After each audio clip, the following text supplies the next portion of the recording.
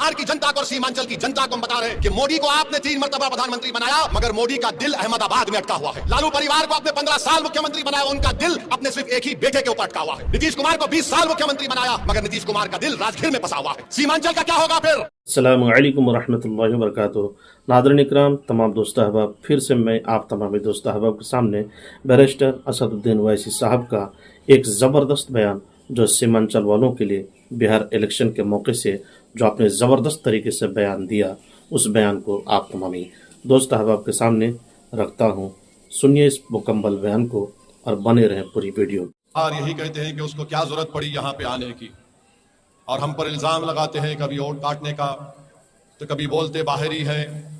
मगर हम आपको बताना चाहते हैं कि बिहार भारत का हिस्सा है और रहेगा इंशाअल्लाह। हैदराबाद भारत का हिस्सा है और रहेगा इंशाअल्लाह ताला। तो कोई माइका लाल, इन सियासी पार्टियों का नेता ये नहीं कह सकता कि असदुद्दीन ओवैसी बिहार को क्यों आ रहा है या सीमांचल को क्यों आ रहा है।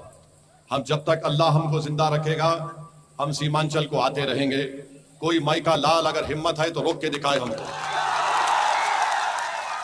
और हम क्यों आते हैं आपको बताते हैं। 20 साल यहां पर सत्ता बिहार की जनता ने कांग्रेस को दी, 15 साल बिहार की जनता ने, सीमांचल की जनता ने लालू परिवार को मुख्यमंत्री बनाया। अब 20 साल से यहां पर नीतीश कुमार की सरकार है, और इस 20 साल में नीतीश कुमार कभी नरेंद्र मोदी के साथ बैठकर चाय पिए, तो कभी तेजस्वी को खाना खिलाया। अब आपको मैं बताना चाहता हूं कि इन्होंने बिहार का क्या हाल करके रख दिया। मैं हमारी माँ और बहनों को बताना चाहता हूं, एक बड़ी तादाद में यहां पर जमा है, और मेरी माँ और बहनें मेरी इस बात से मुत्तफिक होंगी कि अगर कोई माँ अपने पेट में किसी बच्चे को पालती है, 9 महीने वो माँ कितने तकालीफ को बर्दाश्त करके उस औलाद को पैदा करती है। बिहार में क्या पोजीशन है, और आप और हम जानते हैं कि जब एक माँ जब किसी बच्चे को पैदा करती है तो कितनी तकलीफें उठाती हैं। इसीलिए हमको भाई रुक जाइए, कुछ मत बोलिए, छोड़ दीजिए थोड़ी देर। हम आपसे कह रहे थे कि जो माँ अपने किसी बच्चे को पैदा करती है, तो हमारे आका मोहम्मद सल्लल्लाहु अलैहि वसल्लम ने इरशाद फरमाया कि उस माँ के लिए ये हज और उम्रा एक जिहाद की तरह है। और बिहार में पोजीशन ये है कि जब कोई माँ अपने बच्चे को पैदा करती है, तो उसके पैदा होने के बाद वो बच्चा मर जाता है या बच्ची मर जाती है, जिसको अंग्रेजी में बोलते हैं इन्फेंट मोर्टेलिटी रेट, हिंदी में कहते हैं शिशु मृत्यु दर। आपको मालूम देश में 29 प्रदेशों में बिहार का नंबर कितना है? 27वां नंबर है। और आज आकर नरेंद्र मोदी ये कहते हैं कि हम बिहार में ये कर दिए, बिहार में वो कर दिए, हम बिहार के महिलाओं को पैसे देंगे, 25 लाख को हमने 7,000 दे दिए।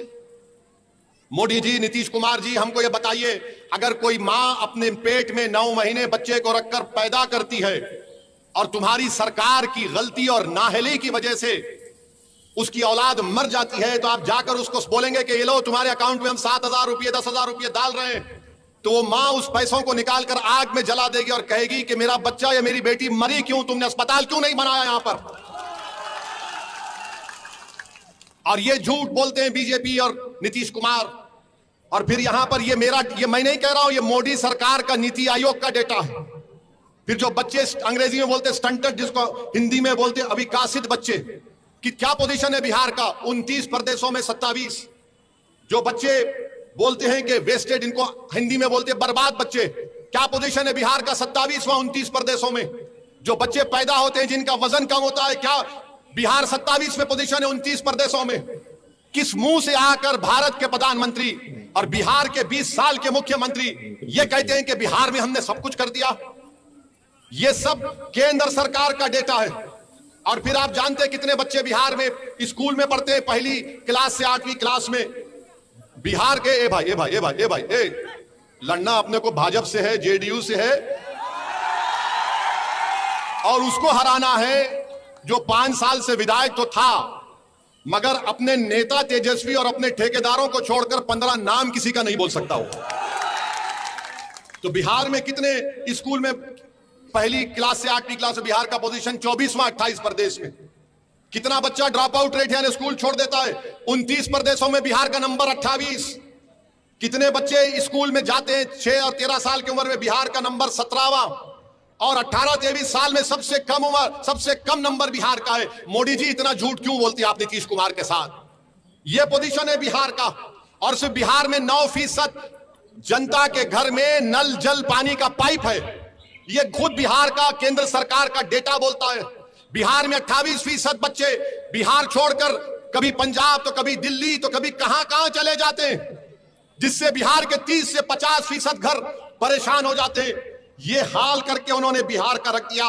और ओवैसी आता है बिहार को तो सब बोलते हैं ये यहां पर क्यों आया। अब आ जाइए सीमांचल का। सीमांचल में जो बच्चे पैदा होकर मर जाते हैं, जिसको मृत्यु दर बोलते हैं, यानी जिसको हमने अभी आप संग्रह हिंदी में कहा शिशु मृत्यु दर, सीमांचल में वो है किशनगंज जिले में सबसे ज्यादा। इसका जिम्मेदार कौन है बताओ आप?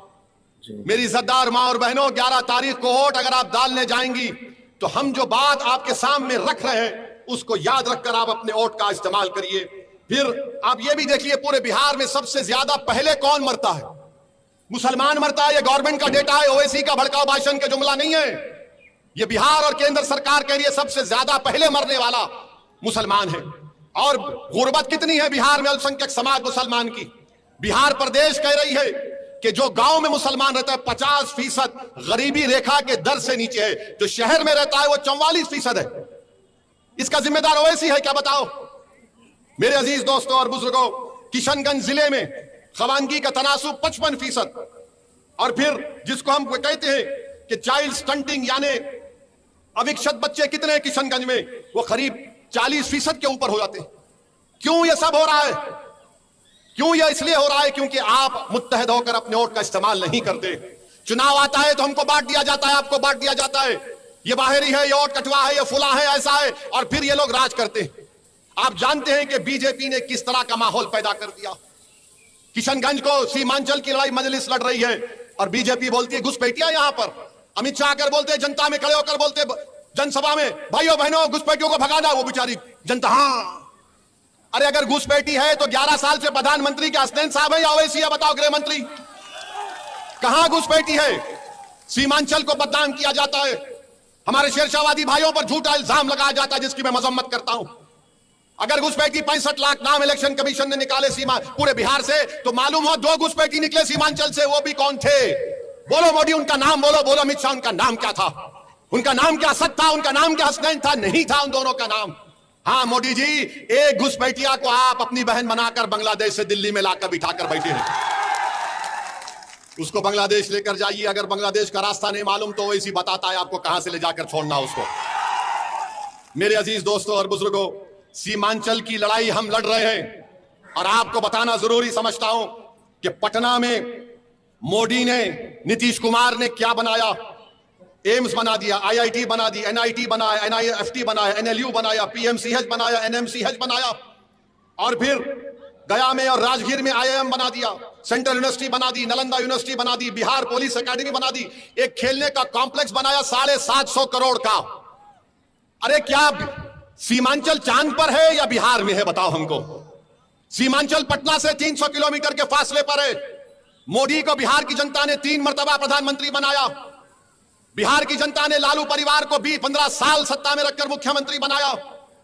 बिहार की जनता ने नीतीश कुमार को 20 साल मुख्यमंत्री बनाया। तो बिहार की जनता को और सीमांचल की जनता को हम बता रहे हैं कि मोदी को आपने 3 मर्तबा प्रधानमंत्री बनाया, मगर मोदी का दिल अहमदाबाद में अटका हुआ है। लालू परिवार को आपने 15 साल मुख्यमंत्री बनाया, उनका दिल अपने सिर्फ एक ही बेटे के ऊपर अटका हुआ है।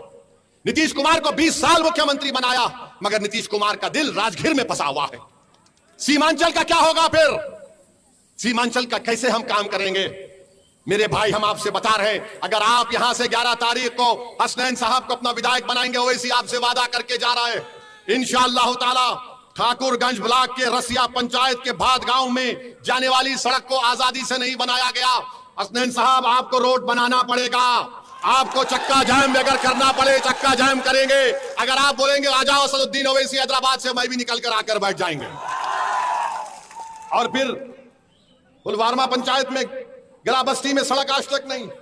अरे पूरी विधानसभा में ऐसा लगता है कि रोड नाम की चीज ही नहीं, मगर तुम्हारा वोट लेकर, तुम्हारे वोटों की रोड पर चलकर कोई पटना को चले जा रहा है, मगर तुम्हारे गांव में रोड बनाने का काम नहीं कर रहा।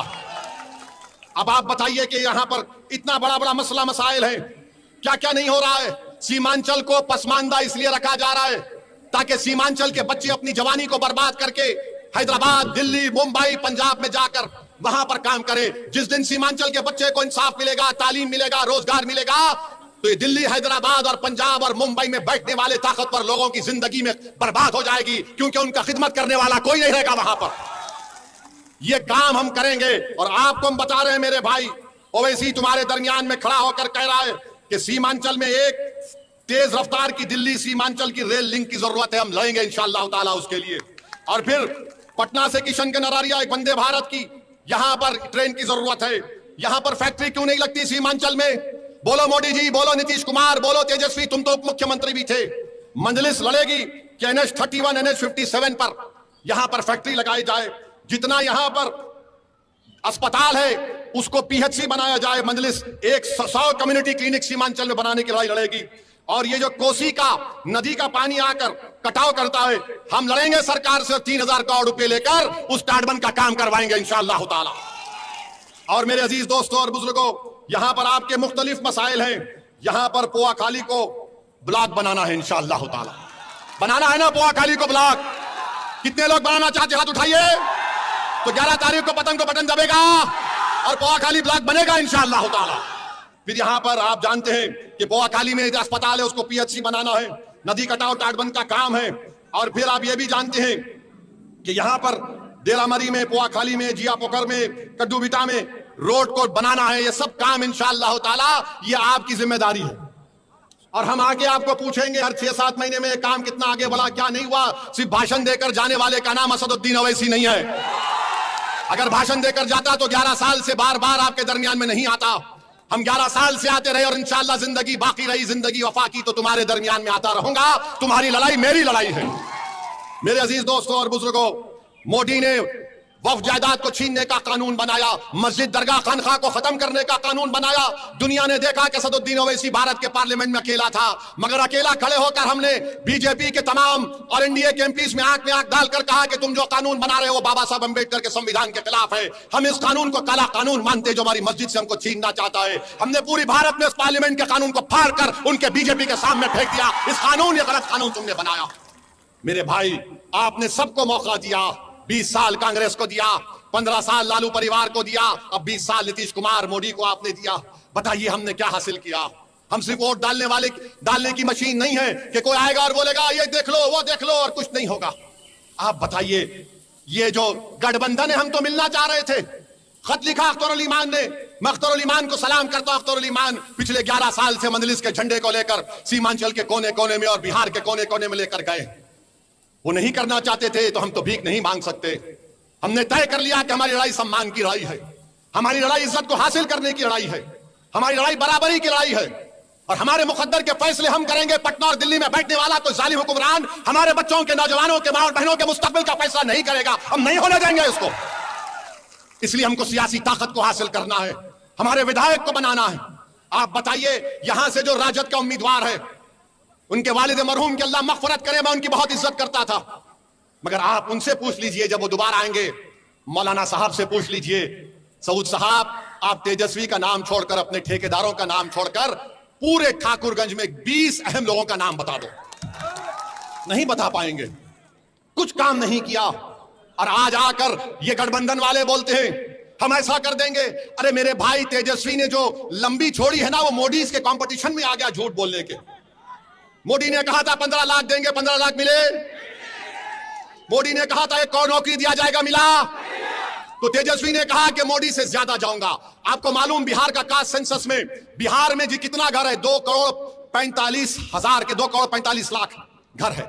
ये कहता है सबको घर दिए जाएंगे। तुमको मालूम, भारत सरकार में 55 मंत्री मिनिस्टर्स हैं। कितने नौकर भारत सरकार में काम करते हैं आपको मालूम? कितने? एक अंदाजा लगाओ। पूरे भारत के सरकार में, भारत की सरकार में 30 लाख लोग काम करते हैं। कितना? 30 लाख। तेजस्वी बोल रहा है कि 2,75,00,000 घर जो है उनको सबको नौकरी दूंगा। अब आप सोचिए, बिहार की जनता, सीमांचल की जनता इतनी भोली नहीं है कि तुम आकर लंबा छोड़ दो और वो कबूल कर ले। अच्छा, आपको मालूम, अगर चलिए मान लिए कोई यहां से उठ के बोलेगा वैसी तुम्हारे को क्या तकलीफ हो रही है, देगा वो? अच्छा देगा ना, कितना पैसा लगेगा? अभी अगर वो 2,75,00,000 लोगों को नौकरी देगा तो कम से कम 25,000 तो देना पड़ेगा। देना पड़ेगा ना 25,000। अब तुम उसका हिसाब कर लो, उसके लिए पैसा पड़ेगा 8,28,000 करोड़ रुपये। 8,28,000 करोड़ रुपये। पूरा बिहार सरकार का बजट कितना है सालाना? 2 लाख करोड़ का। ये कहां से लाएंगे बाबा तुम 6 लाख? पैसा तो झाड़ पे नहीं उगता ना।